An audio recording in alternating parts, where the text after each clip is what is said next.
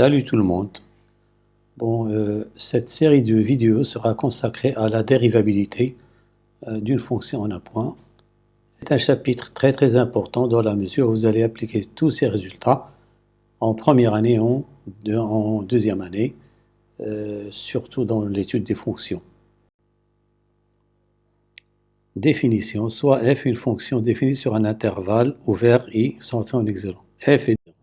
F est dérivable en x0 si et seulement s'il existe un nombre réel L tel que la limite de ce rapport que l'on appelle le taux d'accroissement quand x tend vers x0 égale L. Ce nombre L s'appelle tout simplement nombre dérivé de f en x0 et il est noté f' de x0 et se lit f' de x0. Alors, un exemple, on va prendre f de x égale x carré et f de 2 égale 4. Alors, pour étudier la dérivabilité d'une fonction de point, il faut toujours calculer la limite du taux d'accroissement en ce point. Donc, nous avons la limite du rapport, or f de x c'est x carré, f de 2 c'est 4, donc je remplace, c'est une limite très simple à calculer, et la limite c'est 4. Donc, la limite du taux d'accroissement est finie, donc la fonction est dérivable en x0 égale 2, et le nombre dérivé vaut 4. Pour la dérivabilité à gauche et à droite, soit f est une fonction définie sur un intervalle de la forme x0, x0 plus r, pour parler il faut qu'elle soit définie à droite de x0. Alors qu'est-ce qu'on a ici? F est dérivable à droite de x0 si il existe un nombre réel tel que limite f de x, limite du taux d'accroissement. Cette fois-ci c'est à droite, c'est la même définition, sauf que ici on a à droite de x0 égale L indice d, c'est-à-dire une limite à droite. Le nombre LD s'appelle nombre dérivé à droite de x0 et est noté f' d de x0, ça c'est droite.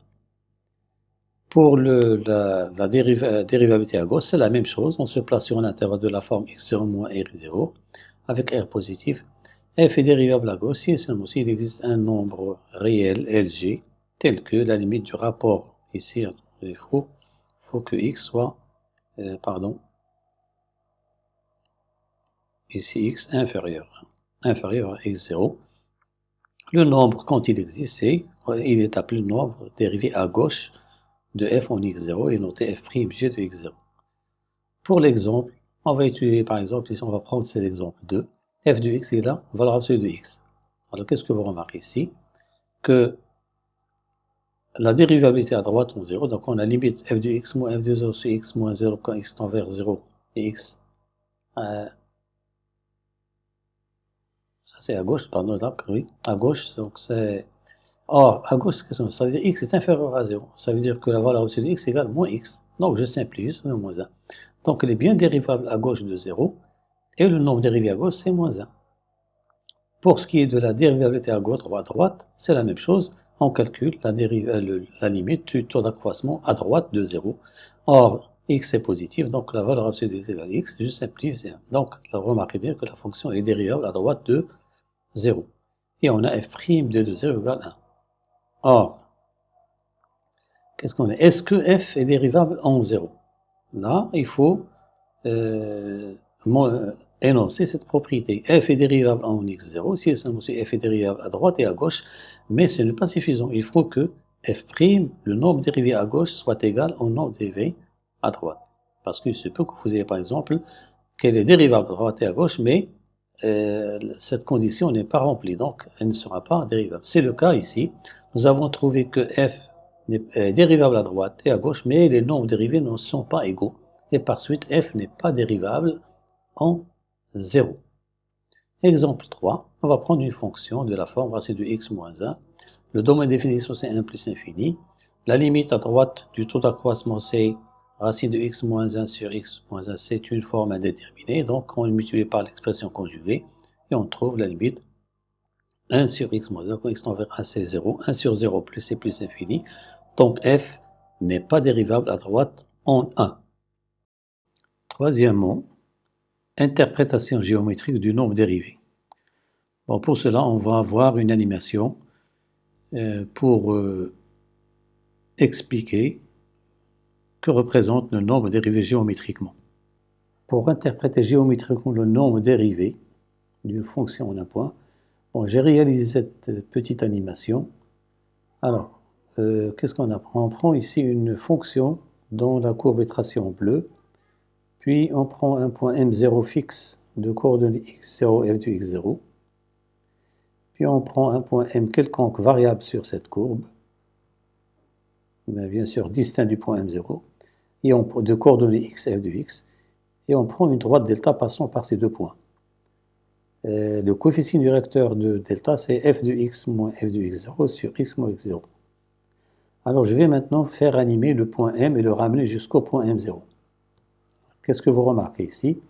Quand x s'approche du x0, c'est-à-dire quand x tend vers x0, f de x tend aussi vers f de x0 parce que f est dérivable, donc il est continu. Alors le point M, tout en se déplaçant sur la courbe, tout en s'approchant du point M0, ramène avec lui la droite delta.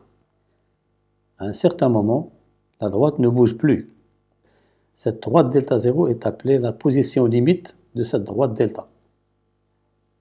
Parce que, une fois le point M sur M0, elle ne bouge plus, c'est la droite delta, elle devient delta 0. Alors, qu'est-ce qu'on comprend ici? Remarquez bien que cette droite, c'est quoi? Elle est tangente, cette droite delta 0, elle est tangente à la courbe au point M0 d'abscisse x0.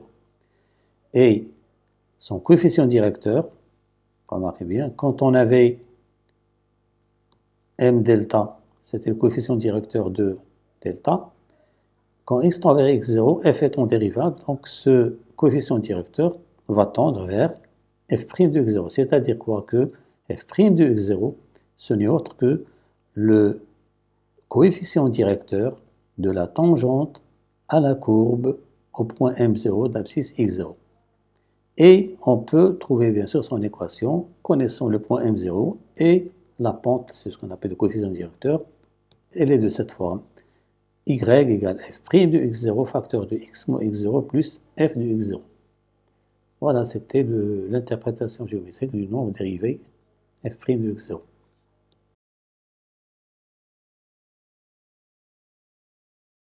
Dans cette partie, on va voir comment tracer la tangente en un point donné.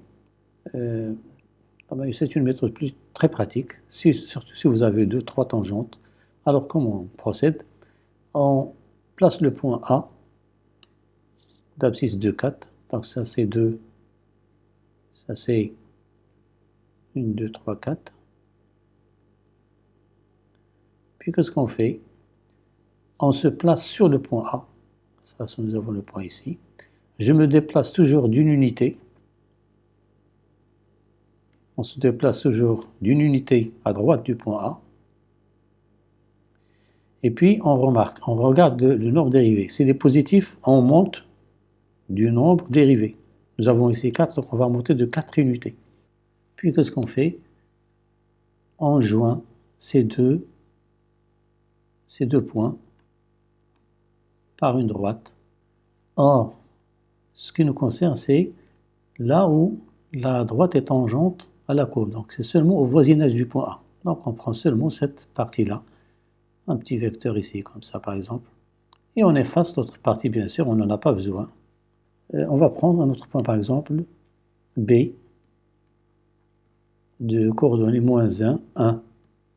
Alors, on va calculer f' de -1. Vous allez apprendre comment calculer une dérivation. F' de -1, c'est quoi? On va trouver que c'est -2. Je me déplace d'une unité toujours à droite du point B. Or, f' de -1, c'est -2. Donc, je dois descendre de 2 unités. Voilà, une unité, 2 unités. Je prends un autre point ici. C'est un nouveau point ici. Et je joins ce point à ce point par une droite.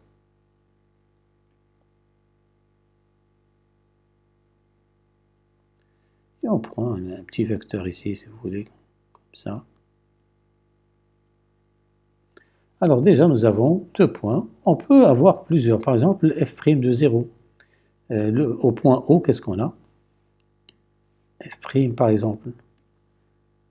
F' de 0, on va calculer, on va trouver que c'est 0.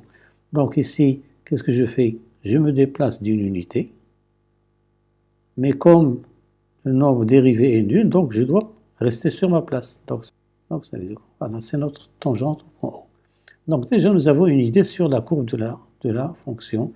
Elle va être tangente ici, ici, ici. Donc on peut dire que là, cette allure-là, elle est tangente ici, elle est tangente ici, elle est tangente ici.